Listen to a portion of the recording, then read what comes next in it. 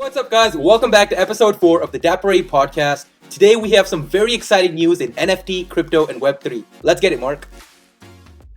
So first I'll talk about the regulatory fight between the SEC and the CFTC to see who will manage digital assets in the US. I'll move on to talk about yet another FTX scam. Then we'll hit upon Interpol's brand new Metaverse, see how Telegram is stepping into the Web3 space, and finish up with some information about the Red Cross's new collection to support hurricane victims. What do you got? So today I'm going to be talking about how Warner Brothers is actually making the first movie into an NFT.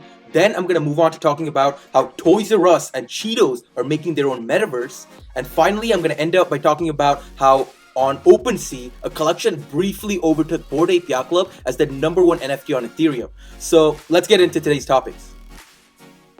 Alright, so I'll get started with the CFTC. So this is the Commodity Futures Trading Commission, is currently fighting the SEC to see who can take over the digital assets regulation in the United States. So this is significant because if the CFTC takes it over, they will be classifying these digital assets as commodities, while the SEC of course would want to classify them as securities. This is significant because commodities can have more strict regulations placed upon them, but right now both of these agencies are really just trying to appear as strict as possible on cryptocurrencies to see who will get the rule overall for them, but a finished regulation section is not expected until early next year. Yeah, I think that makes sense. I think a lot of the talk around town has been how the first regulation we'll see in crypto will be for stablecoins. So the Universal Stablecoin Regulation Act, that's probably going to go into effect within the next 6 months or so. And I think the reason they chose to regulate that first is because if you look at it, the world's most invested cryptocurrency by market cap is USD Tether. It's where all the money is. So because most people are really interested in regulating the stable coins, and also how regulating stable coins helps the United States stay in power by making the dollar still the supreme currency on the blockchain, I think that's what's going to be regulated first, and it'll be really interesting to see how they classify both stable coins and regular cryptocurrencies before they even move on to addressing how an NFT is classified as. So yeah, I think it makes sense. We're at least a year out from a decision like that being made, whether an NFT is a commodity or not, or whether it's a security or not. Yeah, this battle I think is going to be huge, but without further ado, what do you got next? So without further ado, let's move on to the next news topic. So Warner Brothers Entertainment is actually planning to make the first movie into an NFT. Now what's very cool here is it's not just any movie they're making into an NFT, it's actually going to be the next Lord of the Rings movie, which is a multi-million dollar franchise. So it's actually a huge decision on the part of Warner Brothers to even choose to release this movie as an NFT. And the benefit of watching the movie as an NFT as opposed to going to the theater or buying the DVD pack is there's going to be an extended 20 minutes to the movie that you can only see if you buy it as an NFT. So there's extended cuts to the movie itself, and there's also behind the scenes footage that you're able to see if you buy the movie as an NFT. So what do you think about this?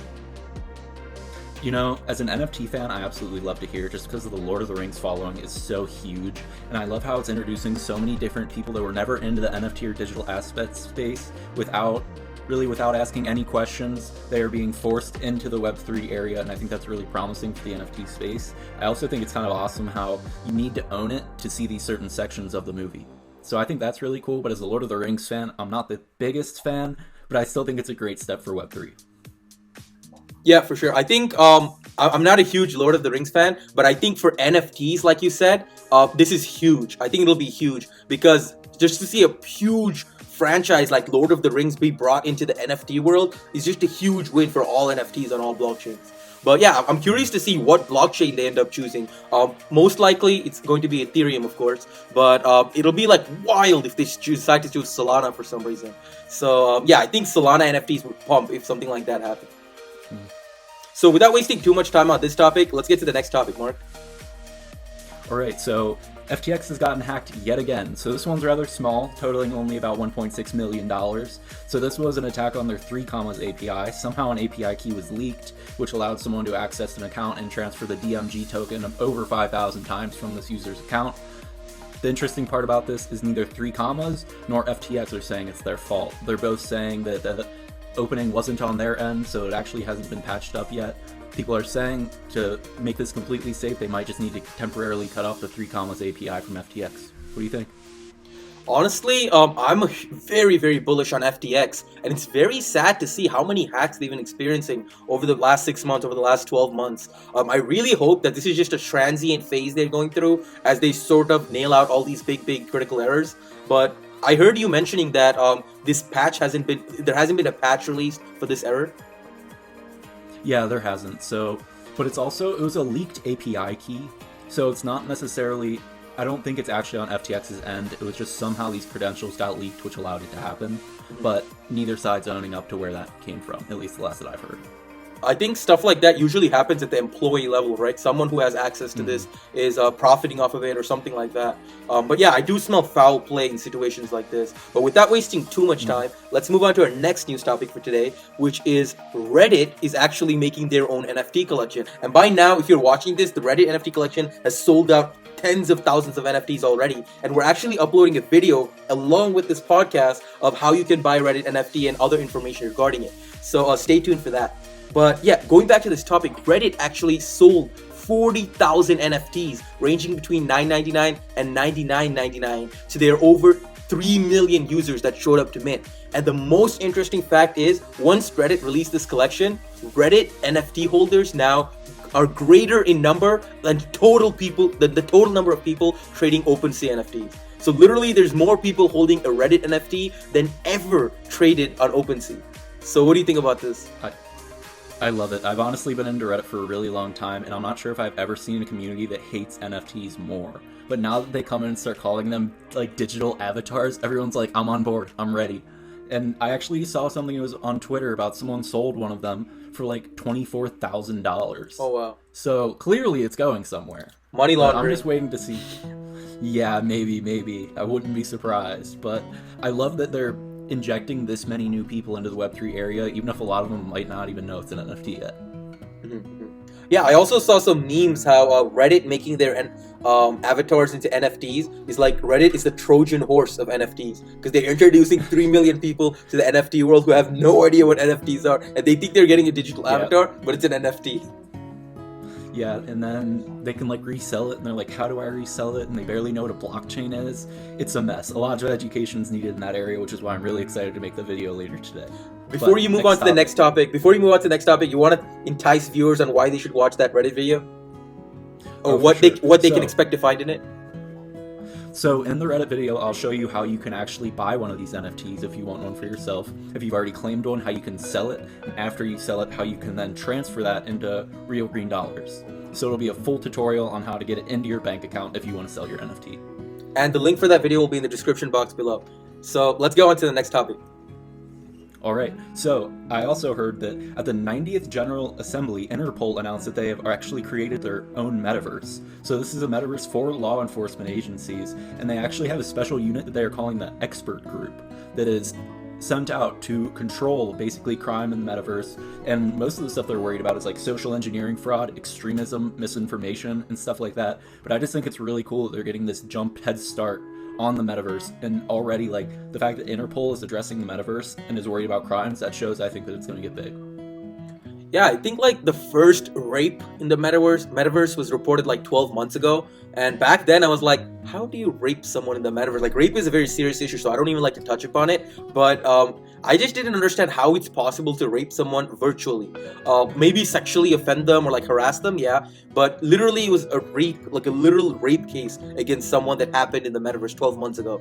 And yeah, honestly, I think if that happened 12 months ago, yeah, the Interpol is perfect and they're right on track to getting ahead of the game and understanding what the metaverse is so they can make it a safer, secure place for everyone.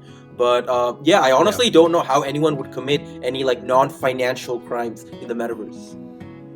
I don't really understand the whole, like the sexual harassment in the metaverse, because right now metaverses are still centralized. There's not this one big metaverse that Interpol could just go patrol, like a digital world that doesn't exist. They're just a bunch of smaller metaverses, so what are they going to do, like import these agents into a bunch of different metaverses and go like that? Because right now there's not just one decentralized metaverse, it doesn't exist. Yeah, I think right now we're in the stage of the metaverse where we're trying to make it even look good. Like even Meta's Horizon Worlds is like, it's barely acceptable. It looks like something from 2010. And all the other metaverses look like Windows 98 games. So yeah, I honestly think we're we're like at least a decade away from touch being involved in the metaverse, like we see in Ready Player One, where if someone punches you, you actually feel that with pressure sensors. But yeah, once that is implemented, yeah, I think we need metaverse police for sure. Yeah, definitely. I think it's good that they're already getting it set up. But next topic, what do you got? Yep, let's not waste too much time on this topic. The next topic I have is actually, I'm going to bring in two topics together because they're quite similar. So Toys R Us and Cheetos are both creating their own metaverse. The interesting part is Toys R Us decided to choose Solana over Ethereum, which is huge for Solana. And they're actually not planning to release their metaverse until 2024. What they started out with is a PFP collection that they released last month. And what Cheetos is actually deciding to do is they partnered up with Meta to create Cheeto Land in Meta's Horizon Worlds metaverse. So Cheetos is actually one of the biggest partners Meta has right now, and along with Walmart, together they're the number one. They're the top biggest spenders in this metaverse. So they're really building out that metaverse experience and making sure everything's on point for when Meta is launching. What do you think? First, let me get your reactions on Toys R Us choosing Solana over Ethereum. I think that's really cool, especially right now, because Solana is getting a lot of hate ever since people are like, royalties are optional, trading volume tanked, and it's just like everything went badly, but hey, at least we have Toys R Us now. So I would say that's a good sign. I like it. I feel like they chose Solana before this royalties got wiped off. Now they're regretting it, like, oh no, why not Aptos? Why Yeah, not Aptos? knowing Solana, I feel like they wouldn't even disclose that, yeah, in a month we plan to reduce, like, wipe out royalty. Surprise. But yeah, moving on to the second topic I discussed, what do you think about Cheetos and Walmart being the biggest investors in the metaverse? And do you think that they plan to make money with this at some point? Or do you think they're just getting ahead of the game? I think right now they just want to put their names on it to show that they're trying to get into the Web3 space, especially with Cheetos. I have no idea what they're doing in the metaverse. I really don't know. I mean, hearing about it does kind of make me want some Flamin' Hot Cheetos, but other than that, I have no idea how it benefits them. Walmart kind of makes more sense because maybe you can shop in the metaverse or find whatever you want, even though that does sound harder than just getting it on the website. But I just like to see huge companies like this jumping into the space. Mm-hmm. And if you're curious, Cheetos metaverse will be called Cheetos Ghost Town. I wonder if Interpol is going to patrol it. But next topic. So did you hear the Red Cross has actually created a collection of 10,000 NFTs to support hurricane victims? So they're going to be selling these at $14.99 each. And I think this is actually, it was announced on the 19th. It might be selling in a few days. I'm not entirely sure. But all of the proceeds for this will go to the victims of the hurricane. And then the 10% royalties in perpetuity will be going to help the Red Cross. So I think that's pretty cool, especially since the Red Cross is like one of the biggest nonprofits in the world. Yeah, I think showing people, especially in the bear market, the NFTs can be used for good will prevent the death of NFTs or NFTs being considered a fad. Because a lot of people right now, they're scared away from NFTs by even seeing the number one collection of Bored Ape Yacht Club go from $500,000 floor price to $100K now.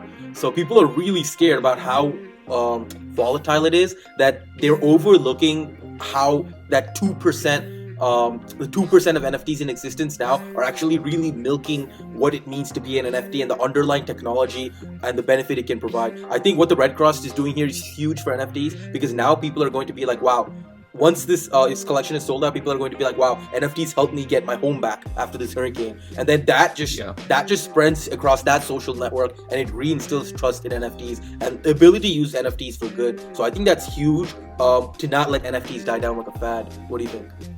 I completely agree. There are just so many big names getting into the space to take advantage of the technology that NFTs offer. And this brings me to my next topic. Telegram has decided that they're going to open their marketplace that is going to let people sell Telegram usernames. So it's like almost everyone's trying to take this step into Web3. So what they're doing is they're releasing a username auction platform. So if there's like a really common, well, not really common, but if there's like a really cool username that you want, you'll be able to actually bid on it to see if you can get it. And they said in the future, they might actually even make emojis and stickers being able to be traded on this platform. So it's just like everyone's getting in. Everyone wants into Web3. Do you know if that platform is linked to the blockchain, or is it just a regular internet network? It is. Oh, okay, awesome. Yeah, so it's on the TON blockchain, I think. It's the Open Network blockchain. Is it Tron? So, yeah, TON. Just TON. Not Tron. Okay. I remember when we went to NFT and NYC, Tron was huge.